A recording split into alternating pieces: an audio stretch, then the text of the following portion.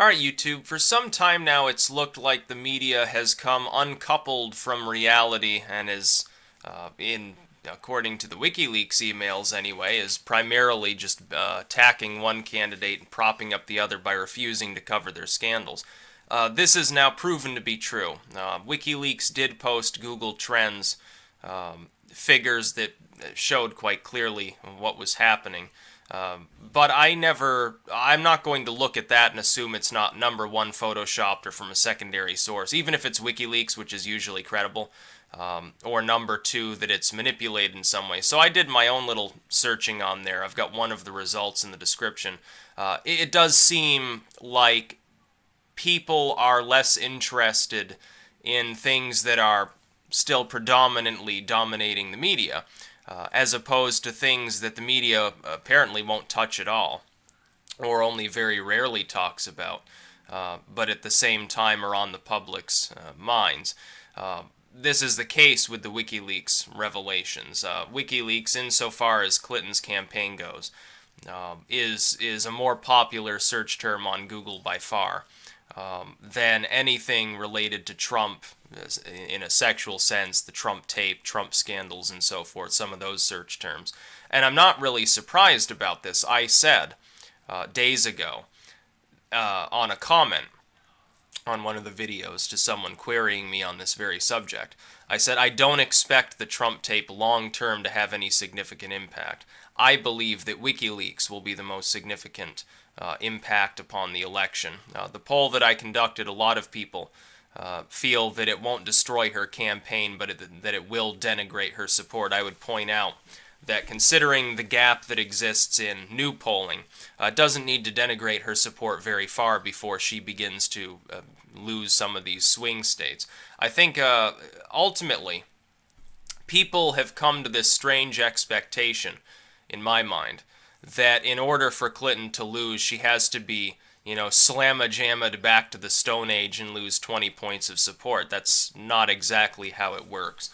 Even if we don't regard differential turnout levels, which are very much a possibility, or the possibility that the polling is systemically biased in one direction or the other, if we assume that the polling is just correct the way it is, now, a 5-point gap is not really that significant when you've got this massive amount of scandal involving the campaign that is, admittedly, according at least to the polls, in the lead. Now, like I've said, I'm going to ignore any CNN or NBC polls because I've got emails showing that these groups are in the bag for Hillary Clinton. As such, I can't possibly trust that their polling is going to be unbiased. Any more, by the way, than I bother with the Rasmussen polls. Rasmussen is a company with its ties to people like Karl Rove, attempting to unskew the results. Those polls don't mean anything to me. I don't care whether it shows Trump or Clinton ahead at any given time. The latest Rasmussen poll shows him up nationally by 2 points. And while it's sensible to say that WikiLeaks could have had that big an impact by now, over the last few days of non-stop scandals, because the public increasingly is tuning out mainstream media, the legacy media, I'm going to ignore that poll until I see it corroborated by something that I consider less possibly biased, because Rasmussen was among the most poor performers in 2012. Not that much better in 2014's midterms. As such, it doesn't mean jack shit to me. Rasmussen means nothing to me as a polling firm until they can show that at least in 1 or 2 election cycles they can be close to accuracy. I'm not going to bother thinking about them. CNN and NBC's polls have been more accurate than Rasmussen in the past, but then we've got evidence that there's actual collusion on the most literal level between those firms and indeed the Clinton campaign at large, push polls essentially. As such, I'm not going to pay any attention to those either. So those, in my estimation, are now worthless. RCP, I don't know why they even bother aggregating those polling firms when they've got proof that that's going on. I don't understand why. Clinton still, though, according to most other polls, is in the lead. But it's not that great a lead. That's what people need to understand. When you're talking about a situation in which if one mainstream candidate loses support, the other tends to rise, if not by the exact same amount, that gap can be made up by Trump gaining 3 points nationally. And the media is attempting to protect Clinton from the fallout from WikiLeaks. It's obvious they're under marching orders from the Clinton campaign. Will it work? I estimate the answer is no. And it looks like, according to the polling I conducted, which, albeit is not a scientific poll, it looks like the vast majority of people expect the WikiLeaks revelations to, at the very least, have an impact upon the election. The impact does not need to be that large, after all, for it to stick. The thing being, of course, we've got another slew of Podesta emails today. We've got apparently more every single day for the rest of the election. We've got several people promising other bombshell reporting, O'Keefe, Cernovich, and so forth, promising the 33,000 emails in early November, like on the 1st or 2nd. O'Keefe promising next week an extremely damaging video. By the way, my polling on that shows most people expect it to be something. But what that something will be differs greatly. Most people expect that it'll be Clinton being racist, but not so racist that it completely crushes her campaign. I happen to agree with that assessment, by the way. Not because of O'Keefe potentially exaggerating, but just because a lot of Hillary's fans will say, yeah, but Trump is a racist too, so we don't care. Undecided voters, that's a different story altogether. The impact, even something vaguely racist, I believe, will lose her the election among that shrinking demographic. Shrinking specifically because more and more of them are joining one side or the other, or saying fuck this and deciding not to vote, or voting a protest vote for some third-party candidate. And I think that that last group is probably the largest. At this point, with Trump and Clinton, with Trump getting attacked by the legacy media on a daily basis, almost exclusively, and with them not even bothering to cover most of what WikiLeaks is talking about, and with Clinton taking an absolute walloping online, especially with whistleblowers, it can get to the point at which they're both so unfavorable that third-party support not only doesn't tank before the election. The only other time this has happened was like with Teddy Roosevelt when he ran on the Bull Moose platform, or Ross Perot. Every other time, third-party candidates that get brief attention, they collapse right before the voting takes place. I don't think that it's going to happen this year. I think Johnson will end up at 10%, or very close to it. He might end up a little higher. Jill Stein probably will pull in 3 or 4%. Now, Jill Stein is actually a little bit of a chaos candidate right now, too, because she came out and said, at least on Russia, Trump is the preferable candidate.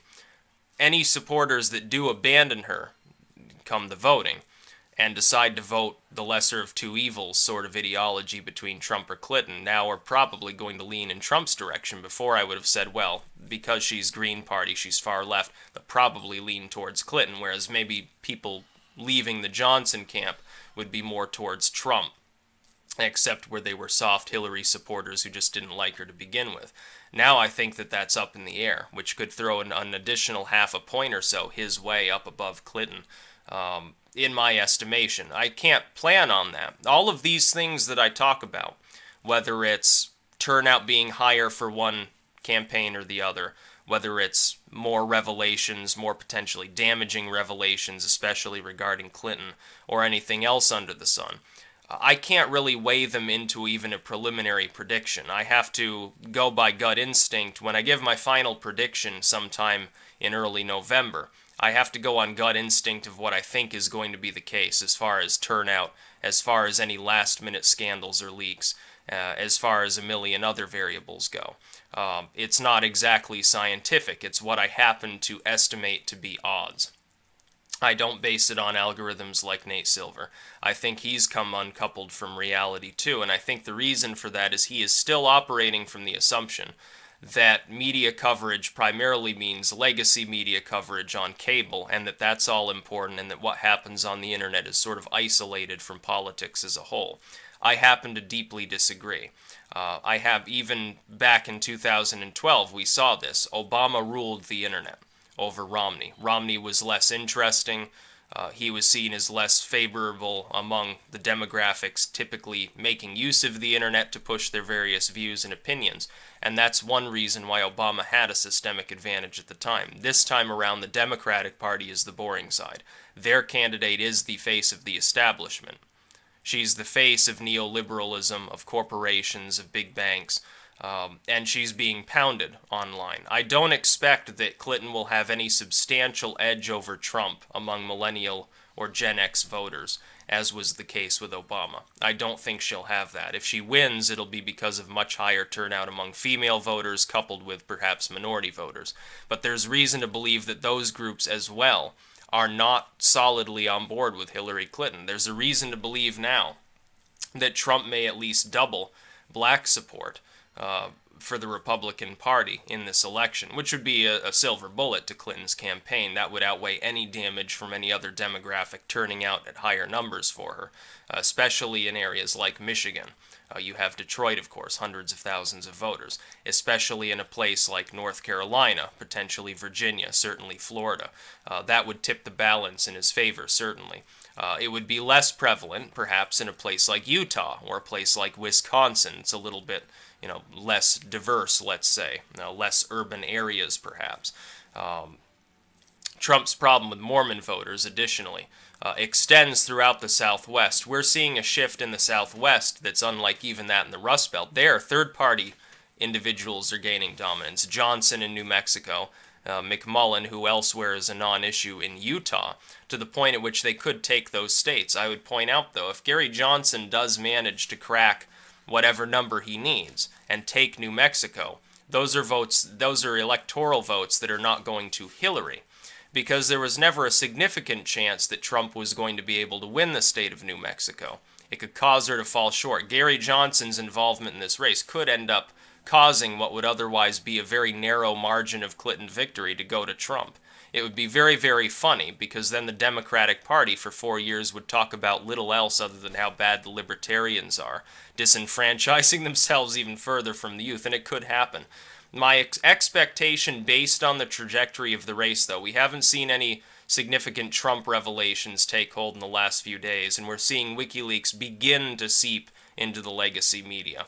It's difficult for them to ignore it because of public opinion, because of public consciousness being so heavily in favor of focusing on Clinton revelations, as opposed to the relatively small and uninteresting number of Trump revelations, that at least those elements of the media that aren't completely under the control of the Clinton campaign, I believe, will begin to cover it.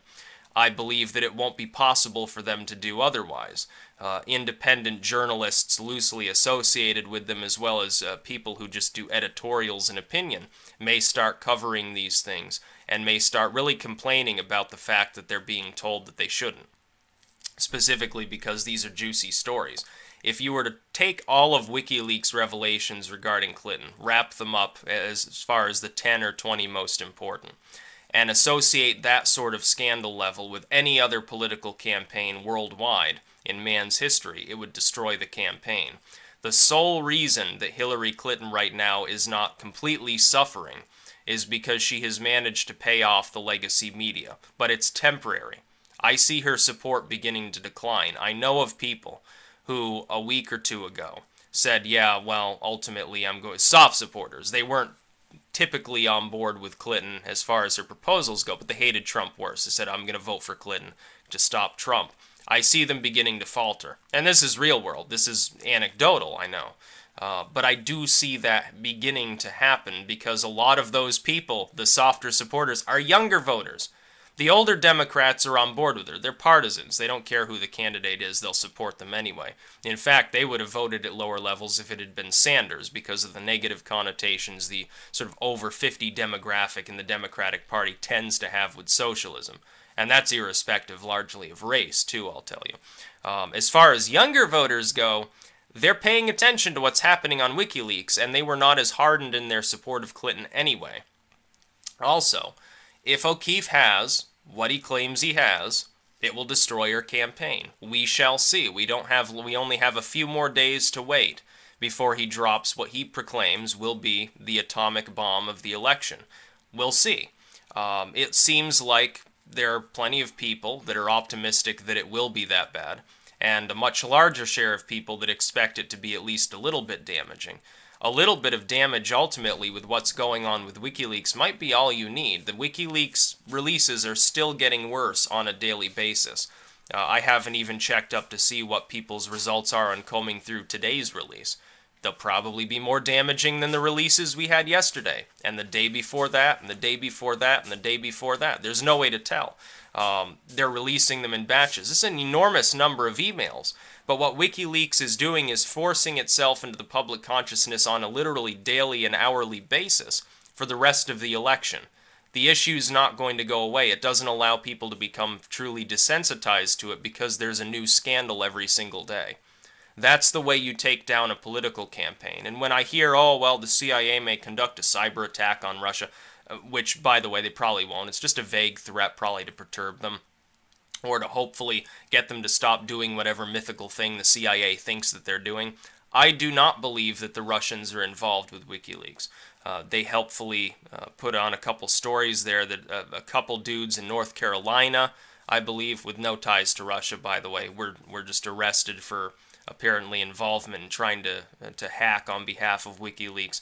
And I believe a teenager in Britain, again, not exactly a Russian espionage agent. These are the people doing that sort of stuff. They're just random hackers who happen to believe in accountability, or they're in it for the fame, or they're in it for money, or something like that. It doesn't really matter what their motives are. The end result is the same. But the idea that WikiLeaks is controlled by the Kremlin, the only evidence of that exists is a claim made by the Clinton campaign and helpfully bolstered by Obama, who I don't trust on the topic. No, I think absolutely he would cover for the Democratic candidate, the candidate from his own party on the issue. Well, why wouldn't he? It just makes sense that he would. He's not probably particularly worried about people realizing the claim is false. But I'll tell you this, with 99% certainty, yeah, the claim of Russian involvement in WikiLeaks right now is false. WikiLeaks has gone after Russia. They've also gone after many Republicans. So where's the Russian conspiracy? I just don't understand it. So, yeah, WikiLeaks is right. The legacy media absolutely is trying to cover Hillary Clinton's ass, but it's beginning not to work. When people said, oh, I think you're coming around to the idea that the legacy media is more powerful than you think. No, not really. Actually, probably less powerful. The thing is, temporarily, yeah, they can stave it off. They can muzzle a few scandals.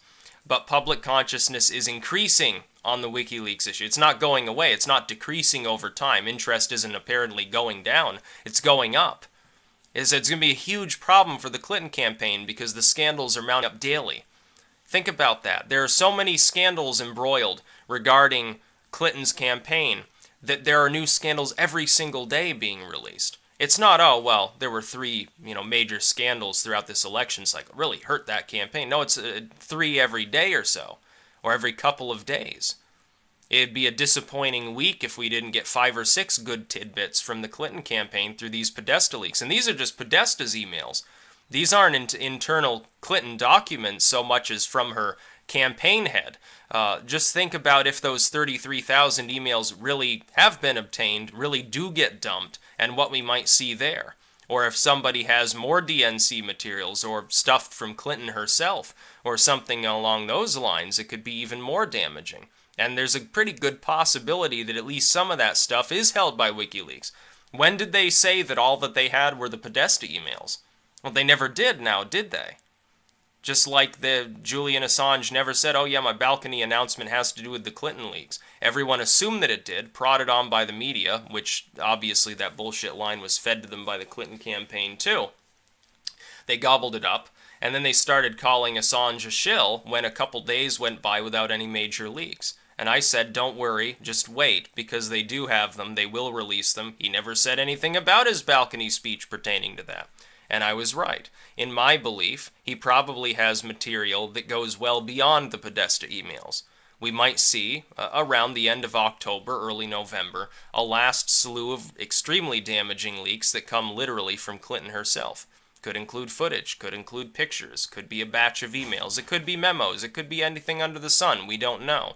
But I think it will be forthcoming. I don't think that Podesta is the end of what WikiLeaks has obtained, and even if it is, with the leaks getting more and more damaging, it's beginning to hurt her campaign regardless. That's about all. Peace out.